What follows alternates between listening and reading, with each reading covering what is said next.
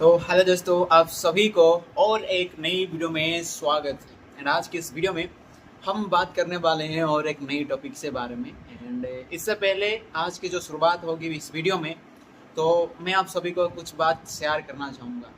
आपको थोड़ा ध्यान रखना होगा कुछ बातों को, जैसे कि हो गया जो भी इस वीडियो में मैं आगे बात करने वाला हूँ, सारे चीज़ों को आपको सीरियसली लेने की कोई ज़रूरत नहीं है, ना ही आप उसे अपनी लाइफ में इम्प्लीमेंट कर सकते हो या करो। मैं आपको ऐसे नहीं कहूँगा। तो मेरा बात यह है कि अगर आपको रिलेटेबल लगे आपको लाइफ में, अगर कुछ कंफर्टेबल सूटेबल लगे, देन आप अपनी लाइफ में यूज़ कर सकते हो। ओके, एंड आप सभी को बताना चाहूँगा इसमें आपको सीखने वाली चीज़ है, ना कि कोई प्रैक्टिकली अप्लाई करने वाली चीज़ है। लेकिन नहीं, हाँ ठीक है, कुछ ऐसी चीज़ें हैं जो प्रैक्टिकली अप्लाई कर सकते हो, लेकिन ज़्यादातर चीज़ें मैं आपको समझने के लिए ज़रूरी है, अवेयरनेस की ज़रूरत है, इसलिए मैं आपको ये शेयर कर रहा हूँ। एंड ऑल्सो मैं अपने आप को मतलब ट्रैक कर सकता हूँ। ओके, तो शुरुआत होती है आज की टॉपिक, जो कि नई टॉपिक है। इससे पहले आप सभी को मैं कुछ बातें शेयर करना चाहूँगा, मतलब कुछ चीज़ें जो कि मैंने पिछले दिन क्या रीडिंग करा है, उससे आपको कुछ आइडिया हो जाएगा कि हाँ ये भाई क्या कर रहा है, इसमें ये कुछ क्या शेयर करने वाला है। ओके, मैं यस्टरडे द इमोशनल फ्रेमिंग के ऊपर एक टॉपिक रीडिंग करा था। इसमें उसमें ये था कि अबाउट कि आपकी जो भी डिसीजन लेते हो ना आपके लाइफ में, जो भी हर पल आप उसमें ज़्यादातर जो डिसीजंस होते हैं, बहुत ज़्यादातर क्या कहते हैं ना, उसे इमोशनली थोड़ा अटैच होते हैं, इमोशनली आप लेते हो। जो कि हमारी सिस्टम वन, आपको सभी को पता होगा, नहीं पता है तो आपको ये बता देता हूँ कि जो system one and system two, दो ऐसे हमारे दिमाग में अंदर है। लेकिन ऐसा कोई चीज़, ऐसा कुछ नाम नहीं है, ऐसा कोई आइटम नहीं है हमारे दिमाग के अंदर कि सिस्टम वन उसका नाम है, सिस्टम टू उसका नाम है। ऐसा कुछ नहीं है। इसे हम डिवाइड कर रहे हैं कैरेक्टर के हिसाब से। ओके, जो सिस्टम वन को हम डिवाइड कर रखे हैं, वो सिस्टम वन कौन सी काम करते हैं, वो काम करते हैं जैसे कि हो गया सडनली कुछ हो गया, सो रेस्पॉन्स करना, सडनली रेस्पॉन्स करना, उसी के ऊपर वो बेस होता है एंड ऑटोमेटिकली होता है। जैसे कि एग्जांपल तौर पर अगर देखा जाए, मैं रास्ते पे सामने जा रहा था, रास्ते पे सामने जाने जाते जाते मुझे अचानक एक सांप या कोई टाइगर जाते हुए दिखाई दी, तो मुझे डर लगा, डर के मेरे एक्सप्रेशन चेंज हो गए। ये सारे सिस्टम वन काम करता है। Okay okay, this is about system one. अगर सिस्टम टू की बात करा जाए, सिस्टम टू थोड़ा लेजी है। ओके, जैसे कि आपको अभी आपको बताया कि सिस्टम वन होता है ना, वो क्विक डिसीजन लेता है एंड ऑटोमेटिकली होता है। लेकिन सिस्टम टू के चक्कर में ऐसा नहीं होता।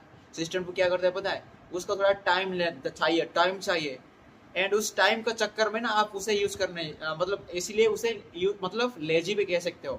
थोड़ा टाइम चाहिए, उसे इवेल्यूट करेगा, सारी चीजें निकलने के बाद वो दोनों को कंपेयर करेगा। कंपेयर करने के बाद जो अच्छी आपको चाहिए, अच्छी चीज जो निकलती है आउटकम्स में, उस चीज को वो वैल्यूएट करेगा। ओके, ये था। तो उसके बाद हम ये था सिस्टम वन सिस्टम टू के बारे में। इमोशनल, जो मैं आपको बताया कि सिस्टम वन सिस्टम टू, जो सिस्टम वन होता है वो इमोशनल अटैच होता है, इंट्यूटिव होता है। ओके, तो ये था ये रीडिंग मैंने कर रखी थी यस्टरडे। एंड आज हम जो रीडिंग करा है मैंने, वो टॉपिक है the topic about the empty intuition के बारे में। इसमें कुछ ज़्यादा कुछ नहीं है एंड मैंने इसमें कुछ नोट्स लिखा है। देखो, जो इससे पिछले जो वीडियोस थे ना, इसमें मैंने चार्ट जीपीटी से मतलब उन्हें लिखवाया करता था। लेकिन कुछ सोचा कि अरे यार, अगर मैं चार्ट जीपीटी से ही लिखवाऊंगा तो मेरी क्रिएटिविटी का कहाँ चली जाएगी, मेरी क्रिएटिविटी का तो नाश हो जाएगा। इसलिए मैंने जैसे भी करके ऐसे तैसे करके मुझे एक नोट मैंने बनाया है एंड उस नोट के मैं कुछ आपको 3 पॉइंट्स लिखा हूँ, 3 ही। एंड वही 3 है जो कि इस जो इंट्यूशन आज की टॉपिक रीडिंग करा है उसमें है। तो मैं ज़्यादा देर ना करते हुए आप सभी को वेलकम करता हूँ। बहुत देर होता है कि वेलकम करते करते 5 मिनट के बाद आपको वेलकम कर रहा हूँ। ओके, तो तो चलिए शुरू करते हैं। आई थिंक मेरी आवाज़ ना बहुत स्पीड चल रही है, मुझे भी ऐसा ही लग रहा है। लेकिन this is my normal voice. तो लेकिन उससे भी आपको चाहे तो आप कह सकते हो कि कितना लो करना है, तो मैं कर सकता हूँ। ओके, तो पहली जो पॉइंट होता है, that is decision makes tends to outcomes prospect theory,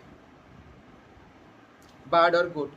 देखो यार, हमारी प्रोस्पेक्ट थियरी ना, इससे पहले पहले मैंने डिस्कस कर चुका हूँ।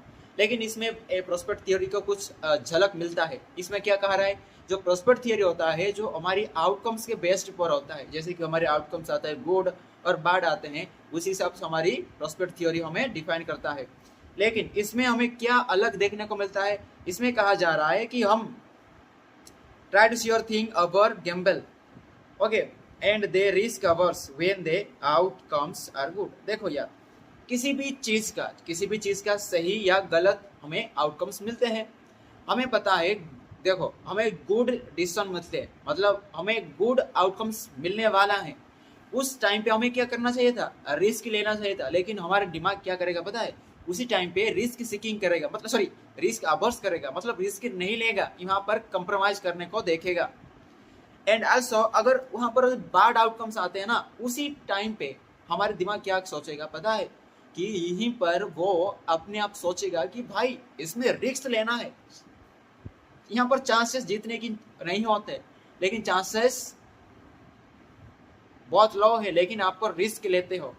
जैसे में आप लॉटरी की वाले एक एग्जांपल है, आप 10 रुपया देखते हो, लेकिन यहाँ पर चांसेस बहुत नेग्लिजिबल है, लेकिन आप इसी होप के साथ वो टिकट खरीदते हो कि भाई शायद, वो शायद वाला वर्ड ना बहुत डुबा जाता है आपको, ओके।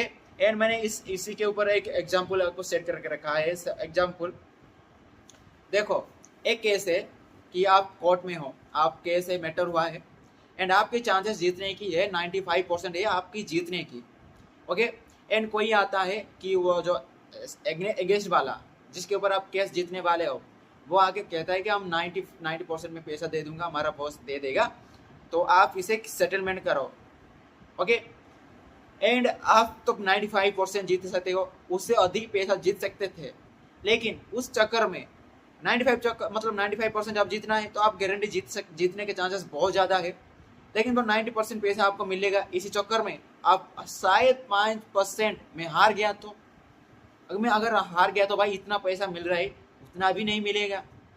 लेकिन आपको पता है कि 95% ये तो बहुत ज़्यादा जीतने की चांसेस है, ओके। लेकिन आपको आएगा शायद अगर मैं हार गया इस केस को, देन जितना पैसा मिल रहा है ना, उससे भी मिलेगा, मतलब उतना भी नहीं मिलने वाला है। इसलिए सबसे अच्छा होगा कि भाई इसे पैसा को एक्सेप्ट कर लो, वो मैटर क्लोज करके कंप्रोमाइज कर लो, ऐसे दिमाग में आएगा। इसी टाइम पे आपको क्या करना था, आपको रिस्क लेकर आपको केस का लड़ना था, एंड उससे ज़्यादा पैसा मिलना था, मतलब ज़्यादा पैसा मिल रहा था, गुड था आउटकम। लेकिन नहीं, आपको रिस्क अवर्स करना है, कंप्रोमाइज करना है, okay. This is the decision one लेता है ना, तभी ये होता है। एंड ऑल्सो और एक चीज, और एक एग्जांपल ये है कि जिससे, ओके, सब ये था हो गया रिस्क अवर्स के बारे में। रिस्क की सीकिंग कहाँ करते हो आप, जहां पर नहीं करनी चाहिए उसी में रिस्क लेते हो यार आप। जैसे कि इसी कोर्ट कचहरी का एक एग्जांपल देखते हैं। सपोज आप जो केस लड़ रहे हो वो जीतने का चांसेस बहुत कम है, मतलब 5%, मतलब 95% चांस है कि आप हार सकते हो इस केस को, ठीक है। तो आपकी जो 95% चांस है कि आप यहाँ पर हार सकते हो, लेकिन आप क्या सोचे पता है, अगर जो सामने वाला बंदा होता है वो कंप्रोमाइज करने को तैयार होता है, उस 90% चांस है वो जीतने का 90% चांस है, लेकिन वो नहीं करेगा, मतलब तुम नहीं करोगे। शायद अगर मैं केस जीत जाऊंगा, ऐसे तो अगर हार जाऊं, केस हारता हूं, तो अगर 95 मतलब 90% चांस है तो मैं हार जाता हूं, मतलब हार जाऊंगा। 5% चांस है कि जीतने का। अगर मैं 95% जितना हारने का मतलब है कि भाई 100% हारने का मतलब है, ऐसा दिमाग में आएगा। एंड आप सोचोगे शायद अगर मैं 5% में, अगर मैं कहीं ना कहीं कैसे ना कैसे करके जीत जाऊंगा, तो जितना पैसा जो कॉम्प्रोमाइज करने में मिल रहा है ना, उससे कहीं ज़्यादा मुझे पैसा मिलेगा। भाई दिमाग तो उल्टी काम कर रही है इसमें, ओके। एंड ऐसा होता है। एंड इसमें आपको रिस्क नहीं लेना था, लेकिन आप हाथ धो के उसके पीछे पड़े, भाई रिस्क लेना है मुझे, शायद कहीं पे कुछ लिखा होगा, कहीं पे हम लकी हो जाएंगे कि भाई हम जीत जाएंगे। ओके, ये था, ये पहली पॉइंट था। एंड दूसरी पॉइंट के बारे में अगर बात करें, इसमें मैंने लिखा है कि एंड जो risk averse and risk seeking, जो मैंने आपको बताया कि हम रिस्क अवर्स का मतलब होता है कि हम जहाँ नहीं लेना चाहिए था रिस्क, जहाँ लेना चाहिए था वहीं पर तो हम लेते नहीं, that is called risk averse. And जहाँ पर रिस्क सीकिंग का मतलब होता है जहाँ पर हमें लेना नहीं चाहिए था लेकिन लेते हैं, that is the risk seeking, देखते हैं रिस्क लेने को देखते हैं। ओके एंड इसका ज़्यादा सा ऑब्जेक्ट है, डिफरेंट फॉर्मूला के साथ आता है। ओके एक ही चीज़ है लेकिन आपको डिफरेंट ट्राई करते हो आप। ओके एंड नेक्स्ट और एक पॉइंट है, लास्ट पॉइंट है इसमें, our preference are about framed problems and moral intuitions are about description not the substance. जो हमारी जो ऑटोमेटिकल जो हमारे मोरल सोचता है, मोरल इंट्यूशन होता है, वो हमारी डिस्क्रिप्शन के हिसाब से होता है, ना कि भाई हमारी सब्सटेंस जो कि हमारे आउटकम होता है उसी के हिसाब से होता है। उसे सपोज देखो यार। ओके ये था, ये तो पॉइंट तो रह गया थोड़ा। लास्ट की पॉइंट क्या आती है, लास्ट की ये पॉइंट होता है कि जो मोरल हमारी इंट्यूशन होती है वो डिस्क्रिप्शन के हिसाब से हमारे की फ्रेम सेट करता है। ओके ना कि भाई सब्सटेंस के हिसाब से। ओके इसका मतलब मैंने अभी आपको सर समझाऊंगा, समझाने की कोशिश करूंगा कि जो हमारे ज़्यादातर जो डिसीजन लेते हैं ना वो इंट्यूटिवली लेते हैं हम। क्यों? ओके हमारे पास जो इसे भी मैंने इस बात को मैं और इससे पहले भी मैं बता चुका हूँ कि और पहले मतलब बीते हुए वीडियोस में कि जो सिस्टम 1 होता है वो ऑटोमेटिकली काम करता है। किसी चीज़ को देखो रीच एंड पोर, आप वर्ड सुनते ही आपको क्या दिमाग में आ रहा है? रीच मतलब उन्हें थोड़ा कुछ हाई लेवल सोचते हो, कुछ मतलब ऐसा दिमाग में आ रहा है कि भाई उन्हें वो तो भाई बहुत पैसा है, वो बहुत पैसे में घमंडी होते हैं, ऐसा कुछ आ रहा होगा आपके दिमाग में, कुछ अच्छा होगा या किसी को बुरा भी आ सकता है। एंड लेकिन अगर तुम पोर सुनते हो ना, पोर, इसमें थोड़ा सा काइंड नया सिंपैथी भी आती है आपके किसी के मन में। क्यों भाई? आपको माइंडसेट ऐसे सेट हो चुका है कि आपका जो इंट्यूशन ऐसे माइंड में ऐसे बैठ गया है कि भाई पोर का मतलब बहुत काइंड होते हैं, ये अच्छे होते हैं, ये एंड मतलब जो रीच होते हैं, रीच का मतलब वो घमंडी, पैसा मतलब पैसा है तो भाई मतलब क्या कहते हैं ना उसे, रुतबा दिखाते हैं, ऐसा कुछ होते हैं ना, ऐसे दिमाग में हमारे बैठ गया है। ओके लेकिन एक्चुअली ऐसा नहीं है। अगर आप रियलिटी में देखना चाहोगे तो बहुत कुछ डिफरेंट अलग है। ओके तो ये था एंड मैं कुछ अलग शेयर करना चाहता था लेकिन वो चीज़ मेरे दिमाग में अभी नहीं आ रही है। अगर मैं आऊँगा तो मैं आपको ज़रूर शेयर करूँगा। तो इतना ही आज के लिए, मिलते हैं और एक नई वीडियो में, तब तक के लिए बाय एंड ध्यान रखना, ख्याल रखना एंड थैंक यू। जय श्री कृष्णा।